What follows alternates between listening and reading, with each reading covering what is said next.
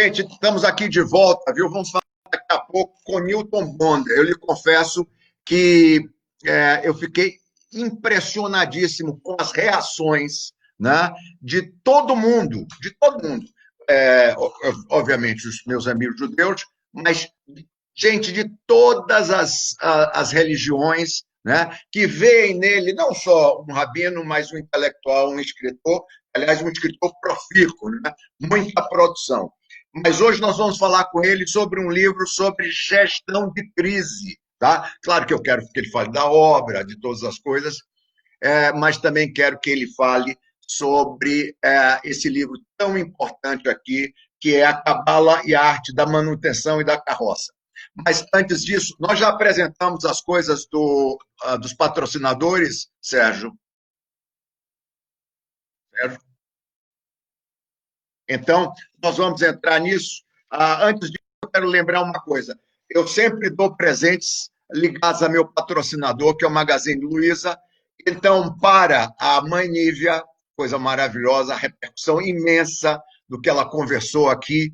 Para a mãe Nívia, eu vou dar os livros do Newton Bonder. Eu fui lá, estão todos lá na Magalu. E para o Rabino, eu vou dar uns livros de Candomblé que eu escolhi, Rabino, para que o senhor tenha. Essa é a live da democracia. Eu tenho certeza que o senhor já sabe muitas coisas, mas eu escolhi para que vocês dois vejam quanta coisa bonita, né, há em cada uma dessas religiões.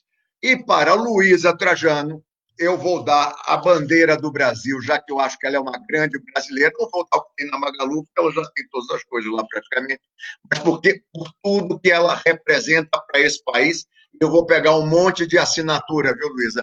De agradecimento a tudo que você representa pelo Brasil.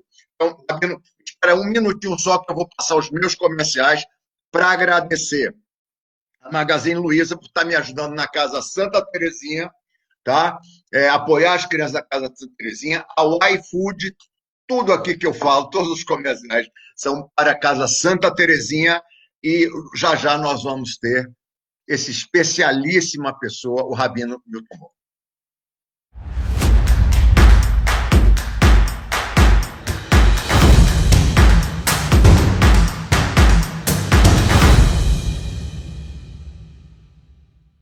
A Casa Santa Terezinha foi fundada pela dermatologista Régia Patriota para cuidar de crianças com doenças genéticas de pele. A Casa Santa Terezinha fica ao lado da Igreja Santa Terezinha, no bairro de Higienópolis, em São Paulo. Lá, as crianças têm um espaço para brincar, aprender e conviver.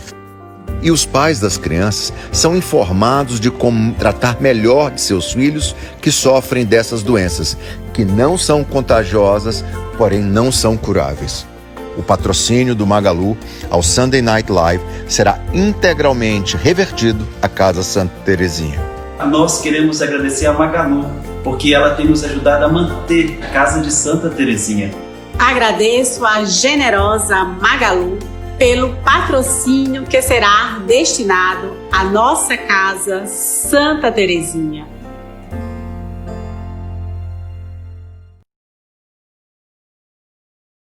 A nossa entrega será continuar pensando formas para que todos se entreguem ainda mais.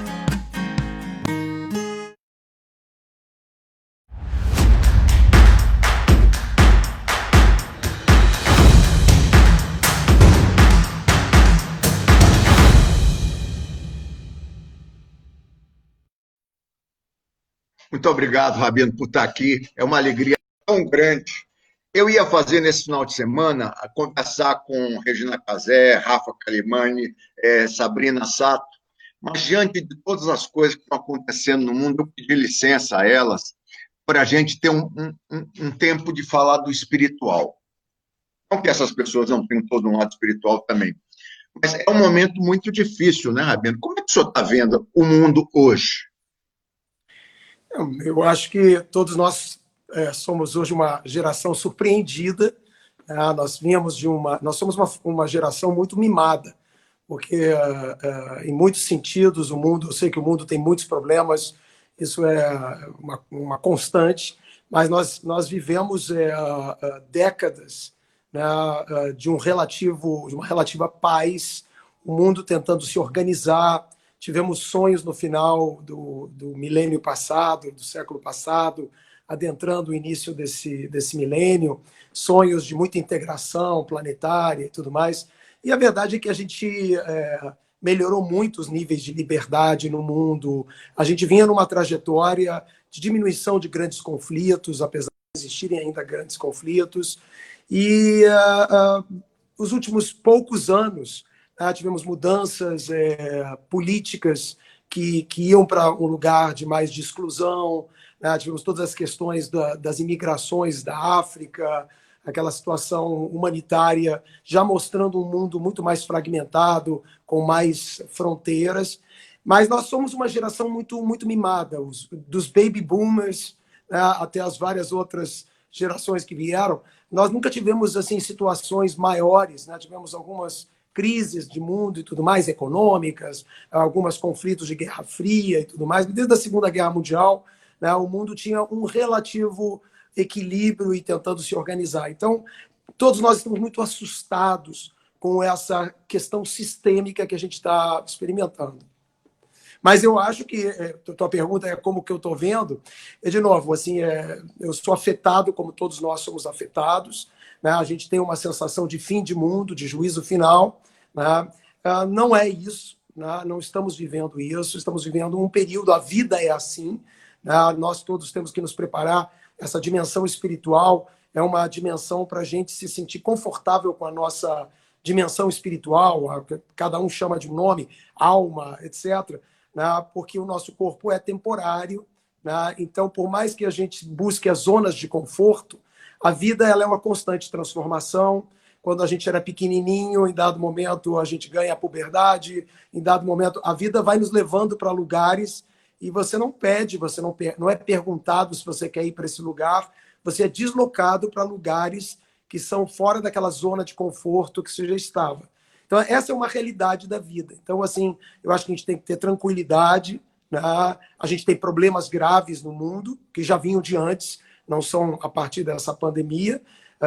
Alguns deles estão aflorando exatamente porque a pandemia ela proporciona reflexão, ela faz com que a pressão de certas coisas que estavam ali debaixo da superfície possam eclodir. Então é isso que a gente está vendo. A gente tem que ter uma tranquilidade e uma maturidade como geração para enfrentar esse momento. Mas Maníver falou aqui fortemente, e com toda razão, de preconceito. Mas os judeus têm vivido séculos e séculos e séculos e séculos de preconceito, né? Ele continua no mundo, ele passou como um passe de mágica. Ele, assim, de novo, essas coisas elas não desaparecem de todo, né? Os preconceitos são construídos, eles nascem historicamente num momento histórico, mas eles permanecem, né? O mundo, no lugar mais infantil de todos nós adoramos ter um bode expiatório, um culpado. A gente age assim em família, a gente briga muitas vezes, a culpa é sua, né? Isso é um ato humano, né? que demonstra imaturidade, né? Quando você tem uma maturidade, você não fica buscando culpados, você vê de que maneira você está responsabilizado a agir e tudo mais. Então, assim, isso sempre esteve latente. É incrível que isso tenha, depois de um período gravíssimo, que foi o período do Holocausto e aquele genocídio fora de padrões da própria história, né, que a gente tenha hoje todo um ressurgimento dos neonazistas, de toda essa extrema-direita, que renasce discursos que pareciam enterrados, né, em relação especificamente aos judeus, mas que estão muito vivos ali. Então, eu acho muito importante esse momento, que é uma luta contra a ignorância. Basicamente, o preconceito ele é uma forma de ignorância, é uma forma de querer construir algum tipo de grandeza para si, às custas do outro, que é basicamente a razão pela qual a gente culpa alguém, ou a gente quer um bode expiatório, ou a gente, para se autoglorificar, diz que alguém é menor do que nós, e assim por diante. Então, esses sentimentos humanos, eles existem, eles afloram. E a civilização, como um todo, ela tem a função de tentar apagar a ignorância e fazer o mundo progredir a partir da inteligência, da capacidade de discernimento humano, que tem nos trazido a coisas boas, a democracia, a um entendimento melhor dos direitos humanos do que jamais tivemos. Mas isso sempre é uma batalha, isso está sempre sendo questionado, e isso é construído, digamos assim, em toda uma estrutura, não é só no pensamento, na fala. Durante séculos, você construiu isso em instituições, em formas de se organizar, né, a sociedade. Então, essa consciência ela leva tempo, né, mas a gente vem num processo né, de crescer, de amadurecer, e eu não vejo isso indo para trás. Eu sei que a gente pode ter episódios, a gente pode ter momentos de regressão, né, e o mundo, como ele tem problemas que deixam o mundo instável, a gente pode ter episódios muito graves dessas ignorâncias que afloram e se manifestam em violência e se constituem. Mas o processo que a gente vem é de um ganho dessa consciência, e eu acho que a inteligência ela se sobrepõe. Tá? Às vezes a gente vai para trás, mas a inteligência é a história da humanidade. A consciência humana ela produz progresso. Tá? Não é linear, mas é nessa direção que a gente tem caminhado até agora.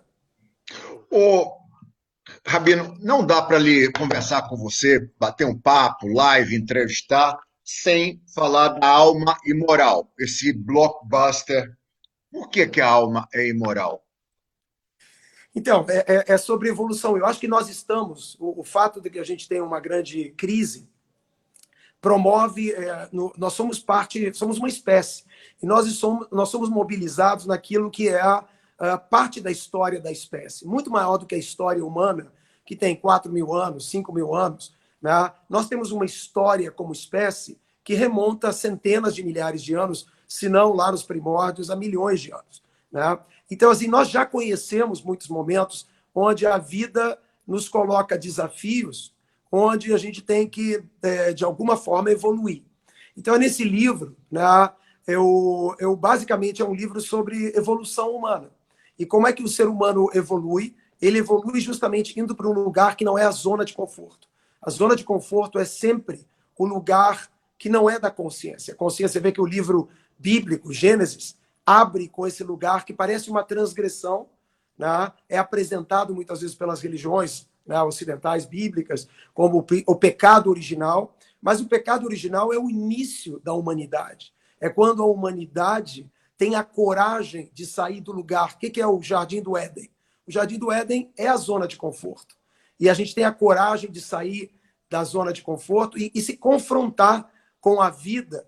Né? Então, assim, eu demando uma releitura desses primeiros capítulos de Gênesis, né? E há uma maneira de enxergar isso de maneira muito positiva, ao invés de um pecado que estamos aí pagando as penas dessa transgressão, de entender que a alma humana, muito feminina, representada nessa história, onde Eva, né, se você lê dessa forma negativa, Eva é a mulher tentadora, a mulher que acaba levando o homem para o mau caminho. Né? Não é isso. Eva é a força motriz da evolução. É ela que vai a esse parceiro masculino e explica para ele, de alguma maneira, que a vida da humanidade está fora da zona de conforto, que a gente tem que fazer esse movimento. Então, esse movimento, né, quando você está num lugar... A zona de conforto é um lugar moral, é um lugar onde o corpo gosta. O corpo gosta de estar sem nenhum tipo de esforço.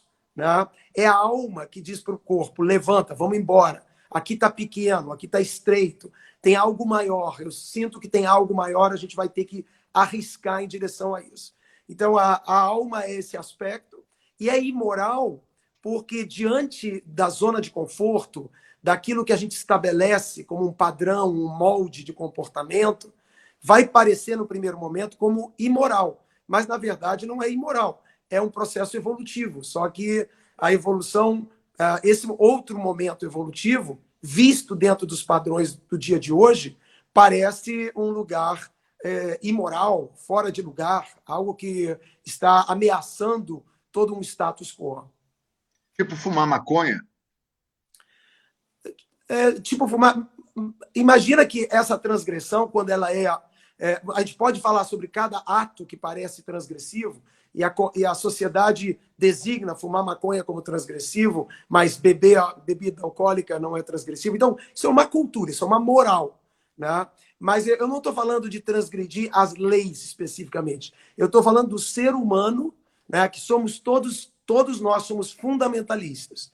A gente estabelece, a partir de um determinado momento, padrões que a gente acredita são esses, é assim que as coisas funcionam, né?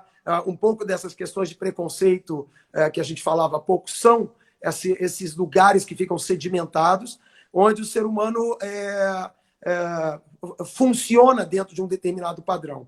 Então, o imoral não é só fazer coisas bem malucas ou doidonas, né? Às vezes pode ser imoral para você criar vínculos maiores. Se você tem uma vida muito, muito desregrada, né? Talvez o imoral para você seja um movimento de evolução, de aperfeiçoamento pessoal, onde você se responsabiliza mais. Onde Casar, constituir família. Pode ser. Então, cada indivíduo, essa imoralidade não é em relação ao outro. Não é eu querendo propor que eu faça uma transgressão, uma traição ao outro. São traições aos meus padrões. É eu, num lugar evolutivo, questionando, auditando as minhas próprias ideias, os meus próprios conceitos, e sendo capaz de enxergar coisas que eu não enxergava antes. Tá? Então, assim, o convite, por exemplo, o convite contra o preconceito, ele não é de tornar, de olhar os outros como vilões, mas tentar fazer com que os outros, aqueles que não têm uma consciência de igualdade, etc., que eles enxerguem, que eles percebam, que eles entendam eles mesmos e que sejam os traidores de conceitos, por isso a gente chama de pré-conceitos, porque em algum lugar ficou tão petrificado, tão sedimentado, que já é um conceito anterior. A vida ela é sempre uma transformação. Sabe que eu tinha um mestre, um rabino muito querido, que quando fazia uma pergunta para ele, ele fechava os olhos por alguns instantes. E um dia eu estava com ele numa conferência de imprensa, e ele fechou os olhos. Quando terminou, eu perguntei, vem cá, você faz isso como um charme, para assim, tipo, tá meditando, né? Ele disse, não. Eu sempre me pergunto, porque as pessoas fazem perguntas, às vezes, muito parecidas. Eu sempre me pergunto, eu fecho os olhos e me pergunto, o que eu respondi da última vez em relação a essa pergunta? E aí eu penso, e agora eu vou dar a mesma resposta? Então, assim, essa prática, que é uma prática de entender que a minha resposta de hoje não é igual à minha resposta da semana passada. Só você fazer esse ato coloca você numa relação com a vida, né, em que a minha resposta da semana passada, provavelmente ela já é pequena diante da resposta da experiência de vida que eu tenho hoje. Eu vivi isso. Ontem eu fiz um bate-papo na CN que eu amei. Aliás, quero mandar um abraço para a Thaís Herede, para a Gabriela Prioli, para a Daniela Lima. Eu quero agradecer muito a vocês. Foi uma experiência. Mas a entrevista ela foi gravada 2 semanas antes. Então, eu vivi exatamente isso. Algumas coisas já teriam mudado um pouco, né? Que pena que eu não sabia isso do rabino para poder fechar meus olhos. Mas eu sofria de casa. Hein? Mas você vê que é interessante que é uma crise. O que é uma crise? As coisas ficam tão vivas, que a gente percebe hoje claramente que o que a gente pensava 2 semanas atrás não é suficiente para atender a realidade de hoje. Então, assim, umas nuances, entendeu? A entrevista foi muito boa, elas foram maravilhosas. Claro. Algumas coisas que você falava, elas já tinham mudado um pouquinho de lugar. Mas essas nuances fazem toda a diferença. Porque significa que você está repensando, que está viva essa massa, digamos assim, de consciência dentro de cada um de nós, está viva. E para ela estar viva, ela está em transformação.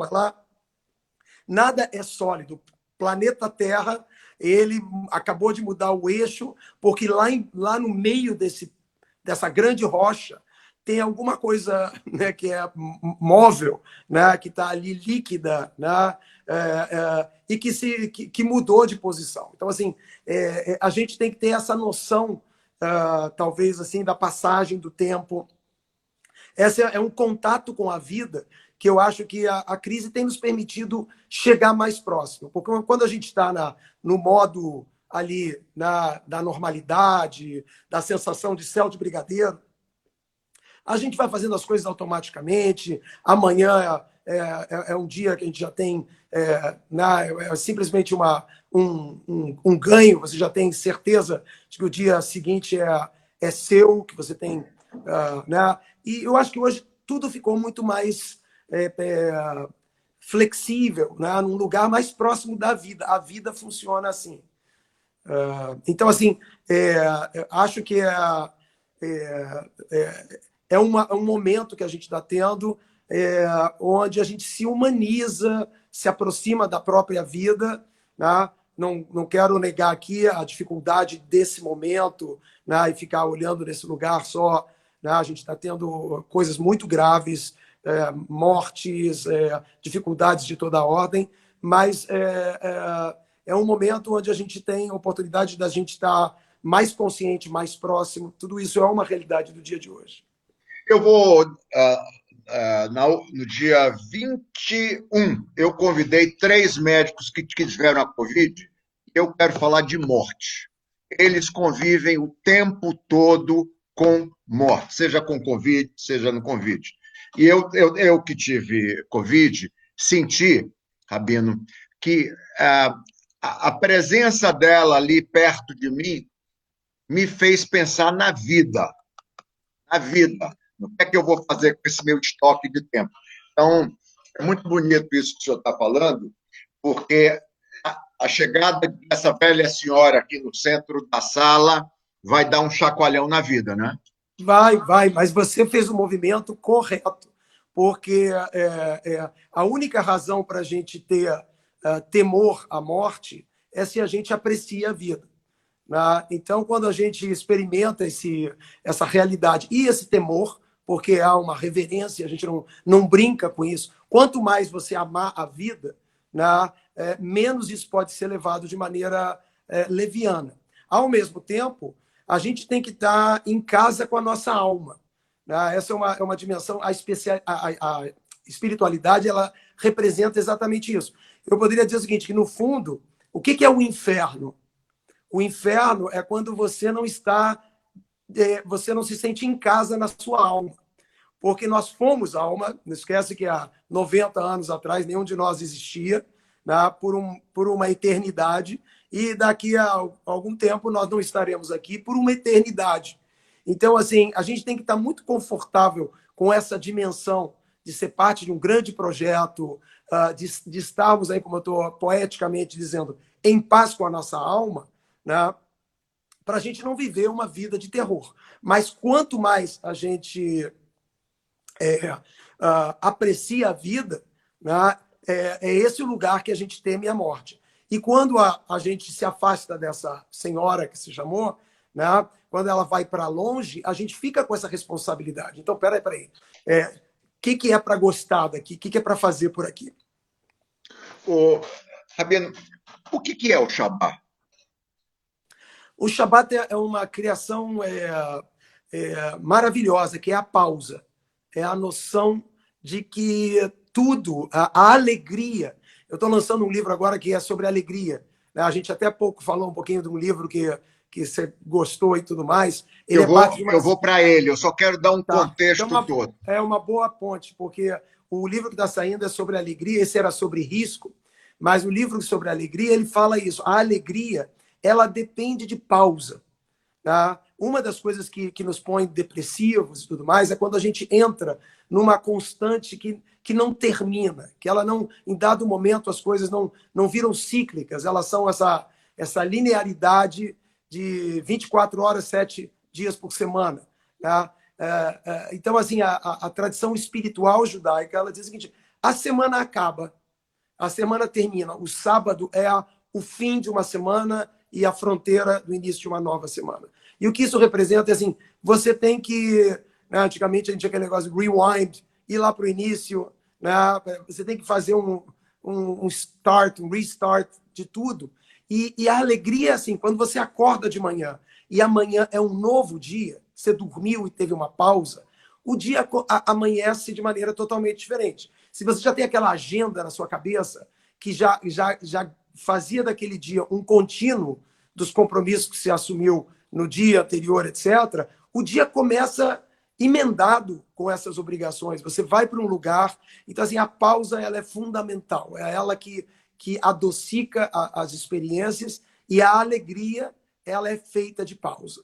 Né? Mas não está faltando isso nas nossas religiões? Quer dizer, eu acho tão bonito isso. Parar, rezar, acender vela. Não está faltando isso no mundo? Está faltando muita coisa no mundo. Um mundo, vou te dizer duas coisas que o mundo hoje são dimensões complicadas para o mundo. Tá? Eu entendo por que a gente tem essas questões, mas são duas questões muito complicadas. Nós vivemos num mundo onde a gente sonha em acabar com a morte. Tá? Com a ideia que a gente vinha, pelo menos até a Covid, que deu um banho de humildade em todos nós, inclusive nos cientistas. Tá? Mas a gente vinha falando de que o ser humano estava pronto a viver para sempre, que nós íamos romper a fronteira da finitude. Tá? Então, há um sonho da humanidade de acabar com a morte. E há um outro sonho da humanidade, não é nem sonho, já é uma realidade, onde o mundo hoje ele não quer mais os bebês, as crianças. Né? O mundo pode prescindir de crianças, né? Porque é uma realidade. Estamos num mundo muito populoso e porque a gente hoje tem que resgatar a liberdade das mulheres, que por conta de realmente séculos de patriarcalismo foram sendo gradativamente abusadas por um poder masculino. Mas hoje é só, veja o que a gente tem de problema no mundo. É um mundo que quer acabar com a morte, que é uma dimensão fundamental da vida, é uma estratégia da nossa espécie terminar e a gente ser seguido por uma outra geração. E a gente tem problemas com bebês, que é a razão existencial número 1 de estarmos todos aqui. Né? Do ponto de vista biológico e de algum projeto que tem aqui, nossas gerações elas são o elo com uma nova geração. Existe um biólogo, Bertalanffy, que dizia isso. O que é uma galinha? Ela é só um vetor entre um ovo e outro ovo. Então, biologicamente, nós não somos tanto assim como a gente acha que é. Mas nesse mundo, a gente briga com a mãe natureza. Não é só quando a gente está destruindo a Amazônia ou quando está terminando com o planeta.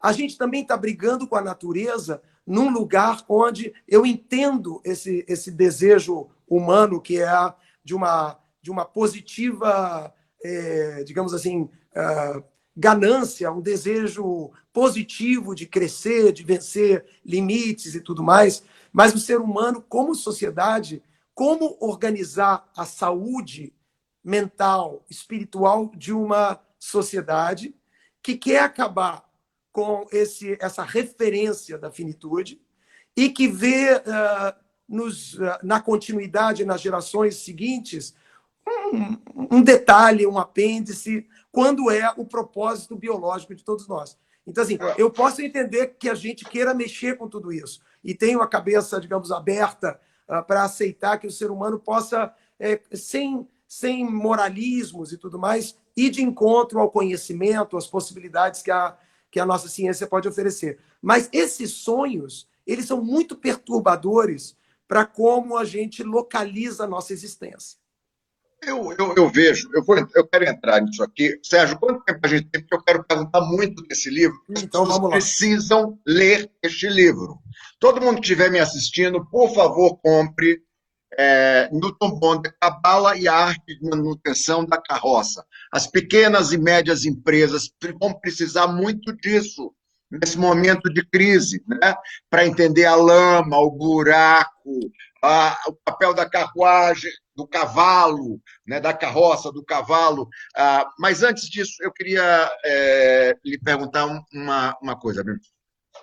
Aqui fica muito claro o papel da sabedoria. Né? Acho que no judaísmo está o tempo todo, como é que se diz, o mais velho, né? Hebe, e de uma hora para outra virou uma sociedade de milênios. O sujeito tem 60 anos, eu não estou advogando em causa própria aqui, não, você não pode, você tem que ter 25 anos no máximo. Tá? Onde fica a sabedoria, o acúmulo do tempo nessa sociedade que não gosta da morte e não está e está desconfortável com crianças? Agora também achou de que temos todos que ter 25 anos. Então, eu acho que esses são problemas estruturais da humanidade. Eu acho que a gente vem, os nossos sonhos de consumo, nós estamos diante de uma grande, digamos assim, o grande terremoto que a gente vai enfrentar aqui. Claro, a gente tem uma crise pontual que é enorme, governos gastando na quantidade de dinheiro nunca antes ouvidas. Então, a gente vai ter assim um período muito difícil. Mas isso tudo está vindo junto com uma modificação desse projeto, que é um projeto que não consegue mais... O mundo que quer crescer, esse mundo que quer crescer, sonha crescer, o Brasil sonha crescer 3%, 4% um dia, né? Esses crescimentos a níveis mundiais e tudo mais, eles representam, na insustentabilidade que a gente já tem hoje, uma impossibilidade. Então, assim, o nosso sonho de consumo, ele está no lugar errado, porque dessa forma, a gente vai caminhar realmente para um lugar insustentável. Insustentável quer dizer não vai dar para continuar. Né? É isso que quer dizer insustentável. Então,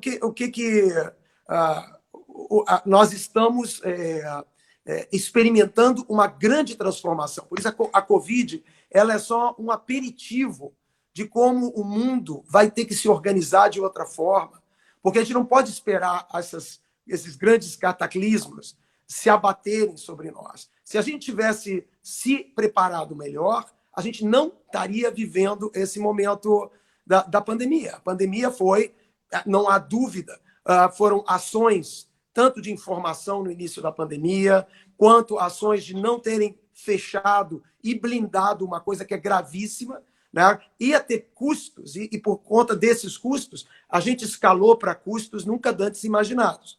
Então, é a mesma coisa com aquecimento, né, da terra, a mesma coisa com a insustentabilidade da natureza. Isso vai ter um preço, e o preço é de uma casa decimal que a gente não conhece. Então, assim, a inteligência humana ela tem que vencer, né? Ela tem que vencer a sua própria ignorância. Qual é a maior ignorância? Estar preocupado só com o dia, né, com o imediato, né? E não ser capaz de se preparar, não ser capaz de ter um projeto, né? Uma vez que a gente já tem consciência de vários processos em andamento. Então, assim, é uma lição o que aconteceu. Né? Eu sei que é muito difícil para o pequeno empresário, para o grande empresário, mas uma das coisas que esses empresários não podem deixar de perceber é que essa vulnerabilidade que foi experimentada agora, ela será experimentada sempre que você deixar o risco entrar no lugar sistêmico. É isso que a gente viu acontecer. Esse livro que você está mencionando, ele fala de vários níveis de risco. Então, né? Então vamos entrar nisso. Vamos lá. Vamos lá. Essa é uma série de 7 livros em que eu estou falando sobre risco. Eu estou usando lá uma metodologia da Cabala, que é uma plataforma sistêmica, vou usar essa palavra assim, de entender coisas. O que é um sistema? É uma coisa em relação à outra. Então, eu estou abordando 7 assuntos, são 7 livros. Esse foi o primeiro. Um era sobre risco, esse livro que você tem na mão. O segundo livro é sobre cura, se chama Cabala e a Arte do Tratamento da Cura, que já saiu, já está também pela Rocco. E o terceiro que está saindo agora, que é Cabala e a Arte de Preservação da Alegria, que é o terceiro livro que está saindo, agora em junho. E em todos esses livros eu tento olhar sistemicamente uma questão. Por exemplo, o risco que está nesse livro. Existem 4 níveis de risco. Um risco que eu chamo de físico, bem objetivo, que é a lama. E eu estou usando aqui, obviamente, a metáfora de uma carroça tentando passar pela estrada, que é um pouco o que um negócio, um empreendimento é. Né? Antigamente, a carroça, o carroceiro saía por aí vendendo. Então, assim, quais são os desafios? Você tem um plano que é a lama, que impede a caminhada da carroça. Você tem um outro plano, que eu chamo de emocional, que é quando tem buraco pelo caminho. Você vai caindo pelo buraco. Né? Depois tem um terceiro plano, que é um plano intelectual do risco, que eu chamo do revés, das situações que você tem, em que você tem um projeto e, de repente, você tem que andar 3 casas para trás. E tem um quarto nível de risco, que é o mais grave, que é o risco que eu chamo de escassez, que é o risco sistêmico, que é o que a gente está experimentando nesse momento. É quando todo um sistema, né, fica afetado, abalado. Então, qualquer pedaço produtivo da sociedade não vai encontrar peças para fazer o que precisa, né, fornecedores de todos os jeitos. Vai ter toda uma dificuldade porque é uma crise sistêmica. Então, assim, é um livro sobre como você distingue na sua realidade, pode ser pessoal, mas pode ser de CPF, ou principalmente em CNPJ, como você entende as várias formas de risco que você está exposto e como é que você lida com ela. Eu conto sempre, Nizam, uma história que eu moro aqui num condomínio no Rio de Janeiro, em São Conrado, e aqui a gente é um condomínio mais antigo, tem água que é de uma fonte que tem próxima aqui, a gente não tem água encanada, né? E sempre houve água para todo mundo. Passou um período aí, porque não chovia muito, teve uma seca, de repente começou a faltar água. E nós temos uma reunião aqui da nossa do condomínio, etc. E nessa reunião, enquanto a gente esperava quórum para começar a reunião, a gente começou a falar um com o outro, pois é, tá uma loucura, tá faltando água. E aí todo mundo começou, pois é, eu fiz uma cisterna de 35 mil litros. O outro falou, eu fiz uma de 25. O outro... Quando a gente se deu conta, não precisava nem começar a reunião. Sabe por que faltou água? Porque o medo da escassez fez todo mundo tentar se proteger e criar o seu próprio reservatório pessoal. E isso colocou em crise, né, colocou ali todo aquele sistema que sempre funcionava, né, em colapso. Então, assim, tudo que é sistêmico pede para a gente ter um olhar para a relação do ser humano. Nenhum de nós, isso é uma lição dessa crise, nós não somos uma ilha, nenhum de nós. Sejam países, pode acontecer uma coisa na China, né, que vai chegar aqui na nossa realidade. Essa é uma realidade do mundo de hoje, né? E da mesma forma, todos nós temos uma responsabilidade com o outro, porque é da ordem da sobrevivência de todos nós. Então, é interessante um mundo onde não tem para onde fugir. Onde antes você dizia, eu vou para Miami, eu vou para não sei o que lá. Eu sei que as pessoas podem ir para um outro lugar que parece mais seguro, mas nós estamos experimentando uma coisa que a gente tem que fazer todo o esforço para não experimentar de novo. E esse fatalismo de que isso vai acontecer, claro que a gente não tem controle, mas a gente tem a responsabilidade de entender, né, não só de evitar esse tipo de situação, como entender as precariedades que estão em volta de todos nós, que tornam, né, eu sempre uso essa expressão, o que é um vírus? É uma dimensão da realidade invisível que percebe vulnerabilidades e por ali ela entra. É assim no nosso sistema digital, né? Quando o nosso sistema não está protegido, essa vulnerabilidade se expõe, mas a realidade é cheia dessas coisas invisíveis. E essas coisas invisíveis, você não contorna elas. Né? Elas parecem invisíveis, mas elas têm uma potência, porque elas são a realidade. Então, você tem que estar atento às suas vulnerabilidades. É isso que é uma sociedade. Né? As precariedades, isso é do outro. Isso é do outro, ok. Enquanto você estiver lidando com lama e com buraco, pode ser que seja do outro. Quando for escassez, a do outro te afeta diretamente. Então, a gente, na verdade, a sociedade é essa percepção que é difícil de implementar, de botar em prática. Nós sabemos disso, que a nossa sobrevivência depende dessa capacidade cooperativa. É isso que nos diferenciou de todas as outras espécies. Se a gente perder a mão nessa capacidade cooperativa, vamos perder a nossa, digamos assim, a nossa imagem e semelhança com o Criador, porque isso não é uma garantia, né? Nós recebemos através da nossa consciência, da nossa capacidade criativa, a capacidade de sermos de alguma forma semelhantes ao Criador.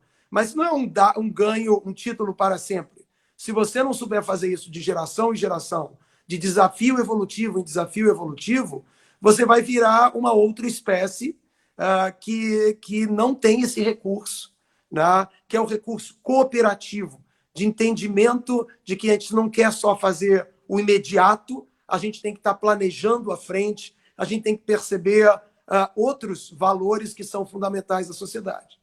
Agora, nós estamos pensando nisso. Nesse momento, nós acabarmos de sair dessa encrenca, nós vamos tirar um Shabá, um momento para pensar que o aquecimento global, aí nós não vamos ter nada, aí é a escassez absoluta. Eu tenho 7 minutos aqui, estamos tendo escassez de tempo.